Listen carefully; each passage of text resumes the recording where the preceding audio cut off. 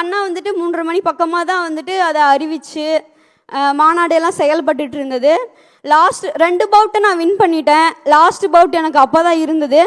நான் மாஸ்டர்கிட்ட சொன்னேன், மாஸ்டர் என்னால் அந்த வீடியோவை கேட்க முடியலையே அப்படின்னா, பரவாயில்லம்மா நீ ஜெயிச்சுட்டு வாம்மா, அதுக்கப்புறம் குட் நியூஸை பார்த்துக்கலாம் அப்படின்னாரு. அண்ணா வந்துட்டு மாநாடு நடந்துட்டு இருந்த அந்த தேதி, அந்த நாள், அந்த டைம் அன்னைக்கு எனக்கு கோல்டு ப்ரைஸ் கிடச்சிது. நான் ஃபஸ்ட் ப்ரைஸ் அடிச்சிருக்கேன். ஃபாரின் செலெக்ஷன் ஆகியிருக்கேன் துபாய்க்கு. டிசம்பர் 7 மேலே நான் வந்துட்டு கிளம்பணும்.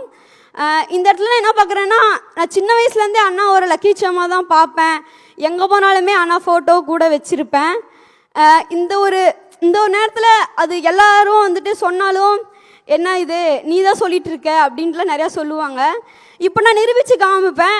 எங்கள் அண்ணா வந்துட்டு லக்கி சாமா நான் எடுத்துக்கிட்டதுக்கு எங்கள் அண்ணா நான் கொடி அறிமுகப்படுத்தின நாள் அன்னைக்கு, அவர் வெற்றி கொடியை நாட்டினா ஃபஸ்ட்டு நாள் அன்னைக்கு நான் ஃபஸ்ட் ப்ரைஸ் அடித்து நான் ஃபாரின் செலெக்ஷன் ஆகிருக்கேன்னு எனக்கு ரொம்ப பெருமையாக இருக்குது.